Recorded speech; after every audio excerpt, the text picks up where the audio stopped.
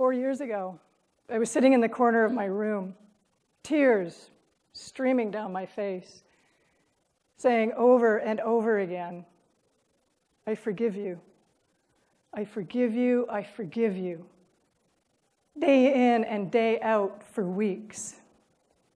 Guess what happened? Nothing. Not a damn thing changed. Was I doing it wrong? Everyone tells you that you need to forgive in order to heal. But no matter what I did, it just wasn't working. So I was about to throw in the towel. And then my life turned on a dime in a series of fairy tale events that took me from absolute misery to mystery and magic. I found myself traveling the globe, studying and training with shamans in the Amazon, gurus in India, and being initiated as a Toltec in Teotihuacan. Through the healing and teachings of these masters, I soon learned that forgiveness is not something that you do or even can do. The real kicker is that forgiveness is not even necessary. This not so little nugget made me incredibly angry.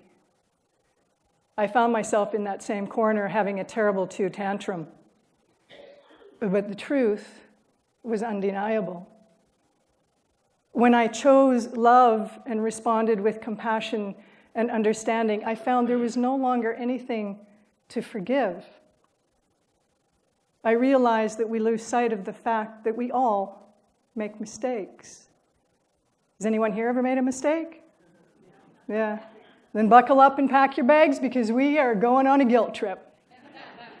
Right? That's how it works, isn't it? We make a mistake, find a corner to hide in, and then spiral into a self-created hell of regret and remorse. Then we pack it all up in a suitcase that we drag around with us so we can remind ourselves of the time we did that terrible thing. We are the only species on this planet that has a tendency and some wacky desire to pay for our mistakes more than once. A cat that gets its tail slammed in the door might be a bit cautious the next time it goes through. But it's not going to sit on the couch with a bucket of ice cream and a bottle of wine lamenting over how careless it was. But isn't this what we do? Why? Why can't we be more like the cat? Learn from the experience and leave it be, instead of judging ourselves so harshly. Anybody ever been hurt or wronged? What happens next? Finger pointing and the blame game are on, F-bombs are flying, and we are stuck in a loop of judgment and accusation, cramming one more thing into that big old suitcase. Here's the big question. If you plunge into regret and remorse when you make a mistake, couldn't it be possible that the person that wronged you is going through exactly the same thing? I know it's cliche. We all make mistakes. It's how we learn. But we get so caught up in what we believe to be right or wrong that we become judge, jury, and executioner. We are drunk on bitterness, and forgiveness does seem impossible. It seems impossible because we have become so disconnected from who we are. You see, the soul becomes distracted when it seeks healing and forgets its true nature, which is love. Distracted and trauma-based souls become so disconnected from love that they attempt to heal and numb the pain by any means necessary. This can manifest as addiction, depression, stress and anxiety, violence and depression. I know these characters of darkness intimately. Today, my life is magical beyond anything I ever could have imagined. It is full of peace, love, joy, wonder. But it wasn't always this way. I have experienced every form of abuse: sexual, physical, emotional. Most at the hands of my mother, the person that was supposed to love me the most, hurt me the most. I was called useless and worthless every other day while dodging pots and pans, fists and potato peelers.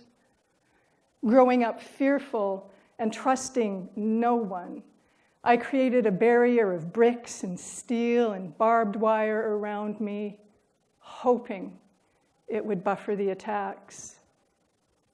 But all it did was create a prison. I learned how to lie because truth had let me down before. I started stealing money from my parents and their friends in a feeble attempt to rebel. I was oh so pleased with myself when I finally showed no emotion when the attacks did come, thinking that in some small way I had won a victory. But it was too late.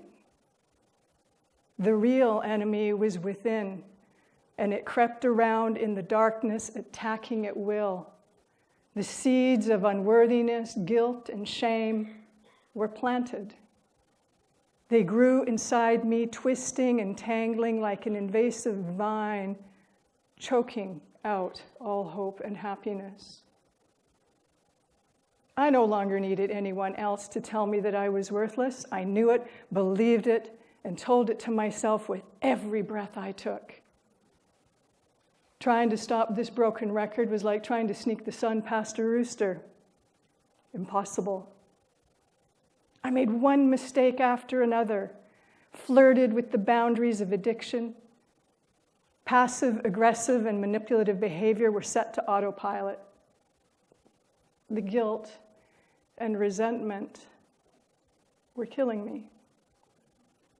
So it's no surprise that one of my favorite songs growing up was Simon and Garfunkel's "Hello, Darkness, my old friend. I've come to talk with you again." I needed to forgive so much. My mother, myself, the strangers of abuse. But I was stuck in the wash, rinse, and repeat cycle of my story. The story I had hung on to for so long, the one where I was the victim and the villain, the one created out of fear and judgment, built bitterness and shame. My story made it easy to justify poor behavior, to deflect and defend rather than to place any value on the qualities of love and compassion. This is how I judged myself and knew myself to be. And in this toxic wasteland, I wandered until I met those shamans and gurus. And the hamster wheel started to slow down. I began to understand that if I could create an inner landscape of thistles and poison ivy, I could also create a beautiful garden of tulips and roses. When I chose to connect to the love in my heart that was patiently waiting, forgiveness was no longer necessary, because love is incapable of holding a grudge. I understood that my mother's behavior was simply due to the fact that it was all she knew. As I chose to respond with compassion, I had a deep understanding that she didn't just get up one day and decide to terrorize her child. She was trapped in her own spiral of regret, guilt, and shame. She had tormented herself and took it out on everyone around her. I saw that our lives are full of many different experiences. It is why we are here, to experience all that life is. Some experiences are of adversity, that give us the opportunity to learn and heal. Others are of peace and joy that give us the opportunity to know love. As my hamster wheel came to a halt, a beautiful and amazing thing happened. Feelings of love and compassion kept rising for myself, for my mother, for all those who had wronged me. I wondered how terrible it must be for them. I understood in the attempt to numb their pain, they had lost sight of love and made a few mistakes. What happened next left me speechless. Almost without warning and certainly without trying, the negative energy of guilt, shame, bitterness, and resentment vanished. I felt free. Free from the past, free from the poison I had been drinking for so long, free of my story. I was free to create a new one. Forgiveness was no longer necessary. When I stopped pointing fingers out there and in here, I was able to accept my experiences without judgment. I understood that there is a bigger picture, that it's not about right or wrong. It's not about sin or morality. It is about humanity. Life, this precious life, is about experience, trial and error, success and failure, tears and joy. Carl Jung once said, "Who looks outside dreams. Who looks inside awakens." If we continue to ignore our inner landscape of guilt, shame, bitterness, and resentment, we will have no hope of salvaging humanity. We will have no hope of healing. So right now, in this moment, if you're comfortable, please close your eyes and breathe deeply. Connect to your heart. Notice it.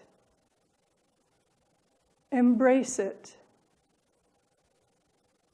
Feel the love within it. This love, this is who you really are. Ask yourself, is there really anything that needs forgiving? What does my heart say? What would love do? And please open your eyes. You may not always have a choice about what goes on out there, but you do have a choice about how you respond in here. It's time to choose love and respond with compassion and understanding, because love will never, ever let you down. Thank you.